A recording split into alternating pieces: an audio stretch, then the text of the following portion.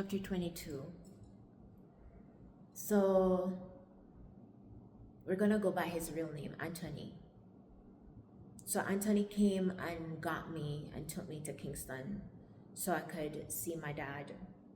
I had did my best the night before to get my passport from my mother's belongings, my birth certificate, whatever it is that I needed that was requested for me to go to the passport office and the visa office, because we were going to do all of this in one day. I gathered everything and had Anthony meet me. I walked out because the funny part of everything is, I would have to get into that another time. Our relationship was in secret because he was older than I was, and I've never had a boyfriend in my whole time. I've never, because I had so much responsibilities. I never had a boyfriend. I never had anyone, and at the same time, I didn't trust anybody at my school, so I never got involved with anyone at my school. So I used to be teased about that as well. They're like, "You're still a virgin, you're still a virgin." Like, everybody was like, "You're 19 and still a virgin?" Like, it was like weird for them to hear someone is still a virgin. And so the boys would try to see if they could score. I was just looking at them like, yo, crazy. So I graduated from high school, left high school a virgin, and I met Anthony at my graduation because he had a daughter who went to my high school. So Anthony was 17 years older, and I think 17 years and 5 months older than I was. I was not interested in the beginning because I was thinking he's older, and I only saw him as someone I could be like a friend to. But he was persistent. He was persistent, and he knew what to do because he's older. He was 36 at the time and I was 19. He would call me every single day, and it was clockwork: breakfast, lunch, and dinner. He would call me the first thing in the AM. My mother was always okay with it. She would wake me up on my sleep. "Anthony on the phone." She would call him by his stage name, but I'm not using his stage name. "Anthony's on the phone. Wake up, he want to talk to you."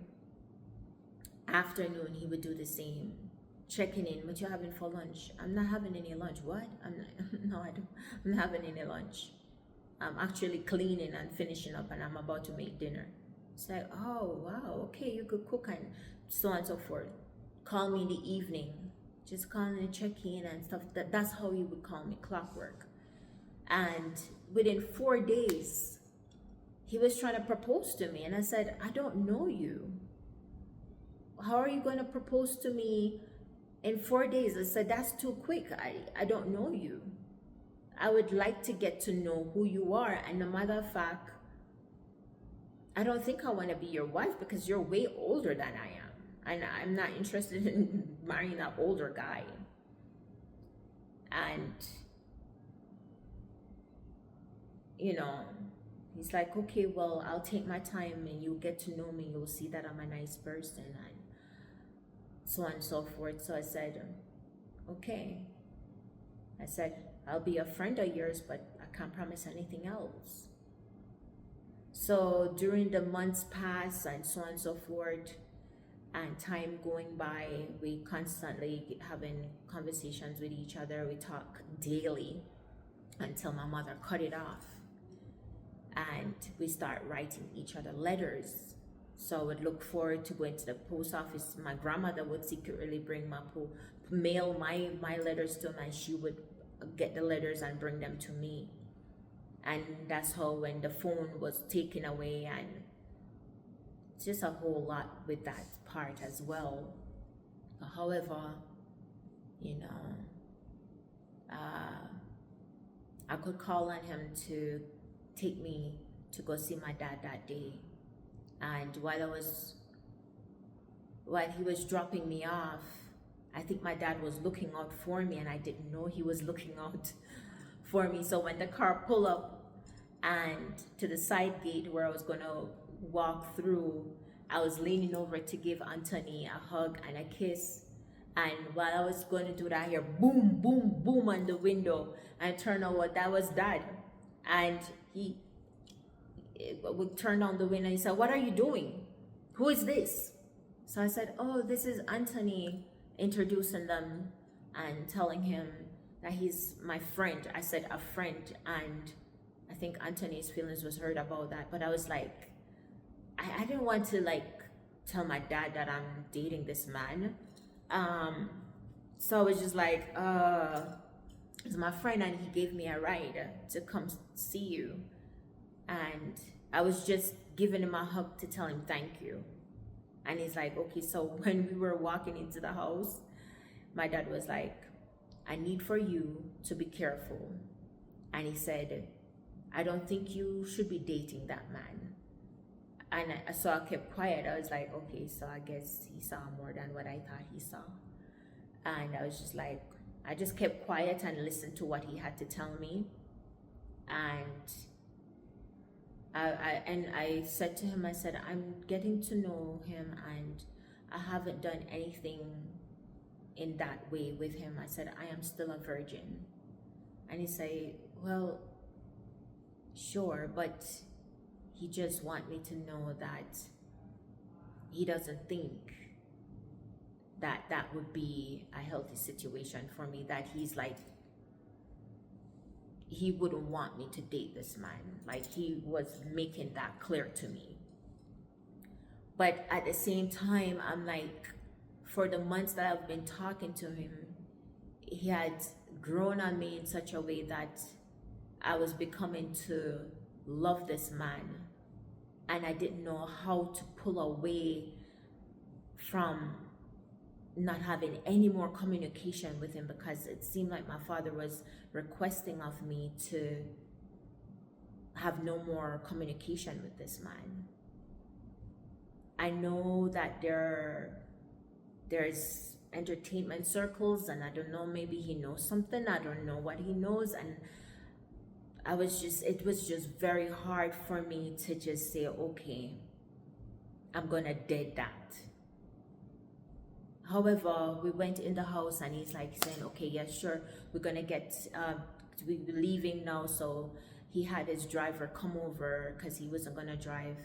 His driver took us to somewhere in downtown Kingston. I can't remember exactly because I am not a Kingstonian and I don't really know the area as well. But however, I know that the visa office was over there, and over on this side there were some hustlers who was taking passport pictures, and the driver took me and the man took my passport picture.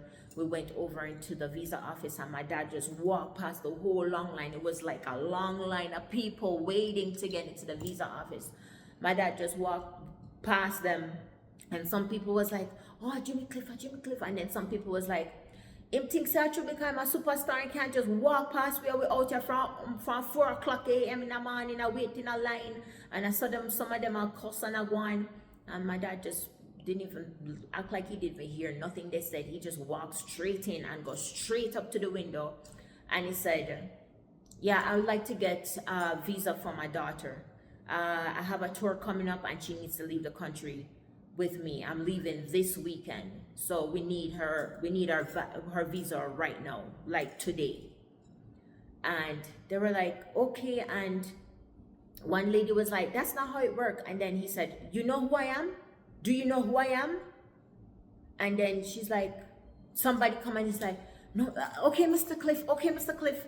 And he pushed her away and he took over everything, and he said, "Okay, Mr. Cliff, we need her documents." He handed her everything.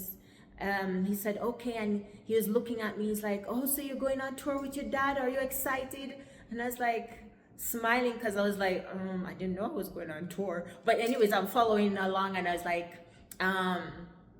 yes, I'm excited. He's like, "Oh, well, congratulations." It's like, it's a big deal. It's like, oh my God, I saw this man in performance, and they're like, and he's like, "Oh, we don't really have time. We need to hurry up and get out of here." "Okay, Mr. Cliff." And they went to the back, and I don't know what they did. Boom, boom, boom, boom, boom. within, he said to them, just come back at, like you would say, come back at 3:30 to pick up the passport. And he's like, okay. And we left and we walked through the exit door, and the driver was there, pick us up and took us back. And he said, what you want to do now?